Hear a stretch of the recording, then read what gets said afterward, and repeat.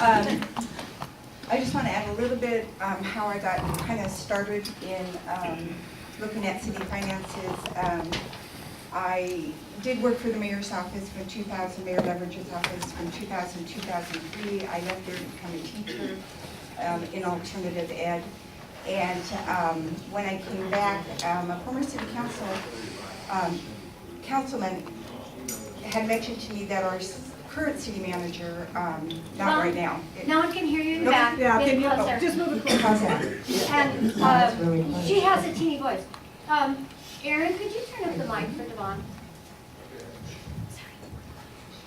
Oh, okay, so anyway, we just had a small ragtag group of citizens and business people. We started looking into the finances of the city manager. We found out he spent over $200 million with no city authority, and that began my career looking at city finances. We also met a gentleman who is currently a finance in another city in Orange County. So for 8 years we went down and he taught us about municipal finance because there's no degree in that. So Sharon, like she said, this is very morphed within, it was just a few days ago that I met with her and had to do a lot of research and try to put PowerPoint together. So if you're a citizen, you live in Riverside and you get a utility bill, you have something on there called the reliability charge. Okay, everybody might be familiar. Some people are $10, some people are $20. Some businesses pay up to more than $1,100. It just depends on your usage, your peak usage. So we started talking about the reliability charge quite a while ago in the city of Riverside. You can see they had a workshop in 2007, public hearing, it went to the board in December of 2007. City council adopted it, and January of 2008 is when the charge started, and that's when the fee began to be collected. So you can see here is a definition of what the reliability charge is. It's supposed to pay for some peaker plants, for lack of a better word, a couple peaker plants, and the transmission lines, the reliability project. So when Sharon asked me how I became involved, she had sent out an email, and I said, well, why is the city saying they can't afford it? They have a reliability charge. So that was the question. So that's where we started. Dvonne, Yes. I want to just do one thing. When you're talking, do this because this is not real expensive. We get a lot of the. Oh, okay.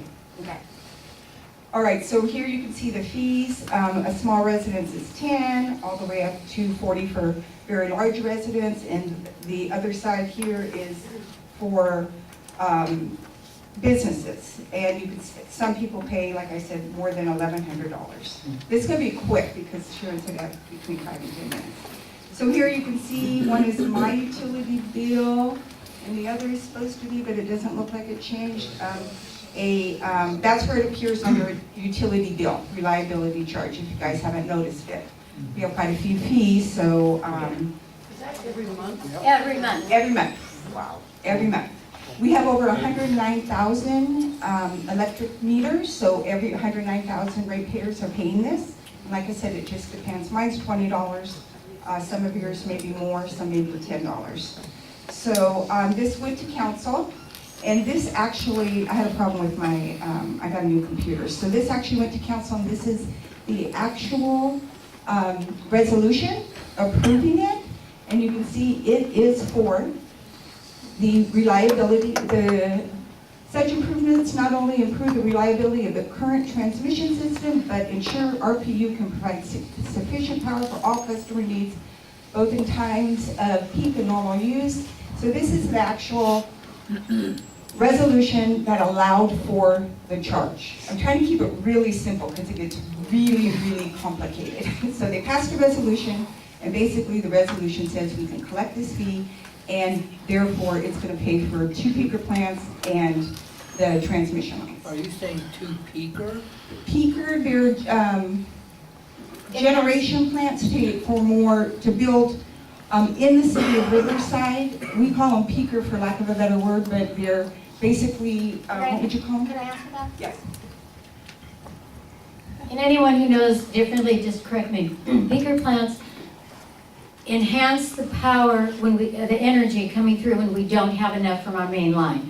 And it's more expensive to run them. So at peak times is when they're going to turn on, and that's how they got their name, Peaker plant. So it's like a transformer. Exactly. It brings it up. Okay. So that's Yeah, what- you guys who have Lionel trains, get that. So that's what our reliability charge is supposed to be paying for. So this is basically, back in 2012, a former city councilman was running for mayor, and he asked at that time, how much is in the pot from the reliability charge? Pretty simple question, right? Well, we bring in, this is 24 million. I had a conversation with senior staff of RPU, and he's told me it was between 25 and 26 million dollars a year. A year. A year. A year, How much is okay? that? So, and you can see here again, and the reason I'm showing you this is because, not to get into all the technicalities about where it's spent and all of that, is that this is what this charge is for. Because I saw on the city website, basically it says there's a petition for residents to sign saying we can't afford it. And I'm saying, well, I think we can, because when we start looking at collecting $25 million a year, that's a lot of money. And for how many years? It's been for 11 years now that we've been collecting it. There is no sunset on this, so there's no, So we don't know when it's going to end. So basically, they can collect it for another, or maybe for the life of the project. You know, they don't need that much, but I'm sure they'll use it. So this is a conversation that I had with senior finance staff because it would have been way too long to try to make any public records requests. And so I started out asking, where does the reliability charge, how do you account for it in your financials? And I thought it would be under transmission. No, it's under residential and commercial sales. Okay, so that's really important here because it's under residential and commercial sales, the reliability charge is subject to the 11.5% general fund transfer. So they sweep 11.5% right off the top. So I think you might call it double tax, but what do I know? Some people do.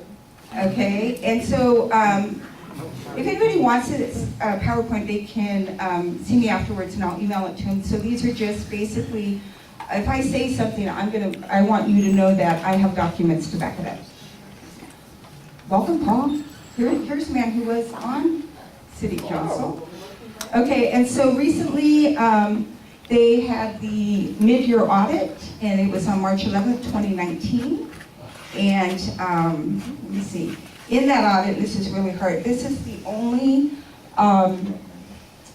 document I could find that had some expenditures, and the person in finance was really helpful yesterday. Today, not so much. You won't return my phone call after six messages. So, like I said, I wanted to define, because it says 71.1 million, and I'm assuming that's spent.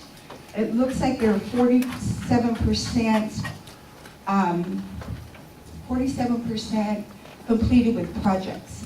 So I didn't get really a definition of this, but I just want to show you they are tracking the spending. Okay, so in order to really find what it's been spent on, that's a whole nother project.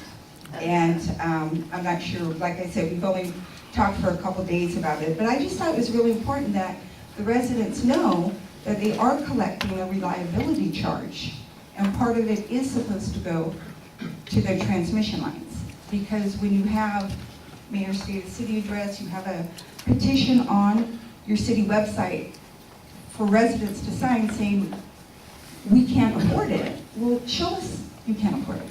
That's what I'm saying. And I believe in being a good neighbor. I believe in we need to take care of the environment, and if it's a better option, then I really think everybody I talk to, my neighbors, they say, yeah, we're willing to pay for it, and because they've been paying for it for 11 years and they don't even know what they've been paying for. So, so that's basically a very, very quick sketch of what we found as far as the reliability fee and what's being paid out. Thank you, Dvonne, very much.